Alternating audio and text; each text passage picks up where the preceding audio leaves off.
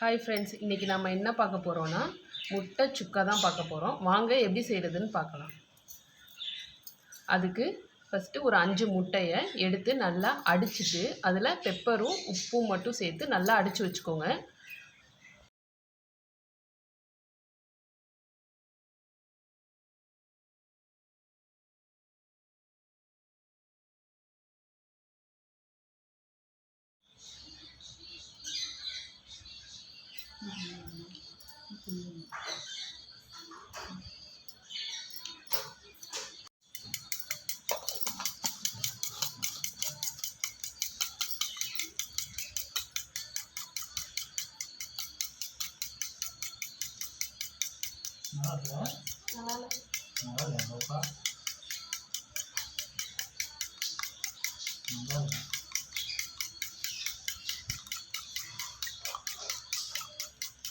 பாருங்கள், இந்த அளவுக்கு நல்லா அடித்து வச்சாச்சு.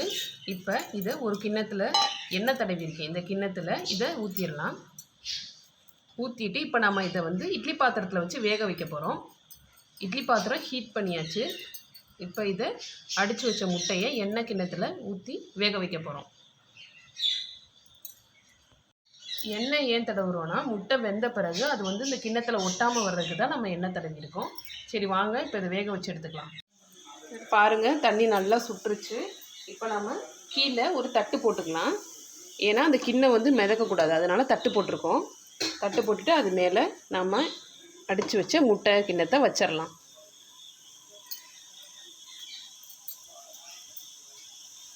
இந்த கிண்ணத்துக்கும் ஒரு தட்டு போட்டு மூடிடுங்க. ஏன்னா வேர்வை தண்ணி இந்த முட்டையில் வடியும், அதனால் கிண்ணத்தை மூடிடுங்க. இப்போ இட்லி பாத்திரத்தை மூடிட்டு மீடியம் ஃப்ளேமில் வச்சு 10 நிமிஷம் வேக வச்சுக்கோங்க. முட்டையை வேக வச்சுட்டு சைட் பை சைடாக நம்ம சுக்காவுக்கு தேவையானதை அரைச்சி வச்சுக்கலாம். மீடியம் சைஸ் பெரிய வெங்காயம் 2 ரஃபாக கட் பண்ணி வச்சுருக்கேன். தக்காளி 2 தக்காளி, கொத்தமல்லி பொடியாக கட் பண்ணியாச்சு, ஒரு கொத்து கருவேப்பிலை. இதை நல்லா பேஸ்ட்டாக அரைச்சிக்கலாம். நான் அரைச்சி சேர்க்க போகிறேன். நீங்கள் பொடியாக கட் பண்ணுறதுனாலும் கட் பண்ணிக்கலாம். வெங்காயம் தக்காளி பொடியாக கட் பண்ணிக்கலாம்.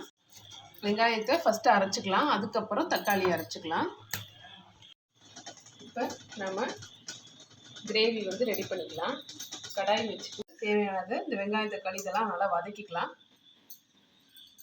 அதுக்கு ஃபஸ்ட்டு ஒரு பேனில் எண்ணெய், ஒரு 3 ஸ்பூன் எண்ணெய் ஊற்றிக்கோங்க. ஒரு அரை ஸ்பூன் அளவுக்கு சோம்பு. இதுக்கு சோம்பு மட்டும் போதும், வேறு எதுவும் சேர்க்க வேணாம்.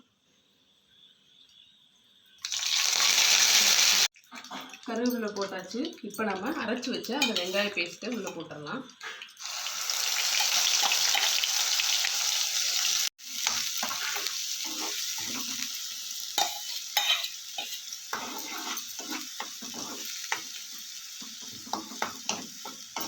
வெங்காயம் அந்த பச்சை ஸ்மெல் போகணும், அந்தளவு நல்லா வதக்கிக்கோங்க எண்ணெயில்.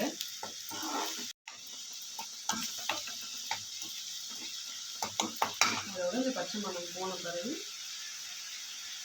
அதுக்கு அரை ஸ்பூன் அளவுக்கு இஞ்சி பூண்டு பேஸ்ட்.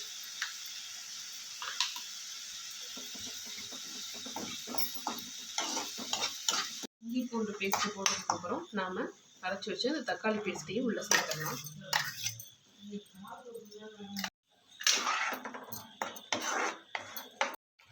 இப்போ நம்ம இந்த மசாலாவெல்லாம் சேர்த்துடலாம். அரை ஸ்பூன் அளவுக்கு மஞ்சள் தூள், அரை ஸ்பூன் காஷ்மீரி மிளகாத்தூள்,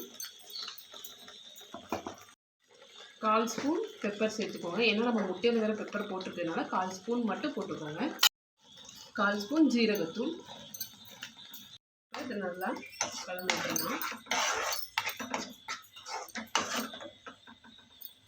உப்பு இப்போ தேவைக்கேற்ற மாதிரி உப்பு சேர்த்துக்கோங்க. நான் அரை ஸ்பூன் போடுறேன், ஏன்னா நம்ம முட்டையில் வேறு உப்பு சேர்த்துக்கிறதுனால இதுக்கு மட்டும் உப்பு. இப்போ இதில் அரை ஸ்பூன் அளவுக்கு கரம் மசாலா சேர்த்துக்கோங்க. மசாலா மட்டும் லாஸ்ட்டாக சேர்த்துக்கோங்க.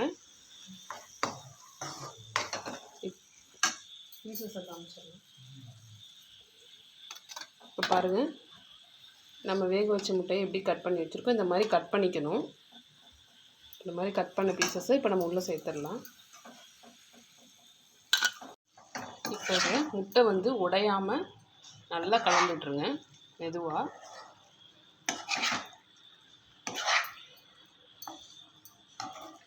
பாருங்கள், முட்டை சுக்கா சூப்பராக ரெடி ஆயிடுச்சு. லாஸ்ட்டாக கொத்தமல்லி தழை மட்டும் தூவி இறக்கிடுங்க. அவ்வளோதான். இதே மாதிரி நீங்களும் உங்கள் வீட்டில் ட்ரை பண்ணி பாருங்கள். நம்ம சேனலை லைக் பண்ணுங்கள், ஷேர் பண்ணுங்கள், மறக்காமல் சப்ஸ்கிரைப் பண்ணுங்கள். Thank you friends.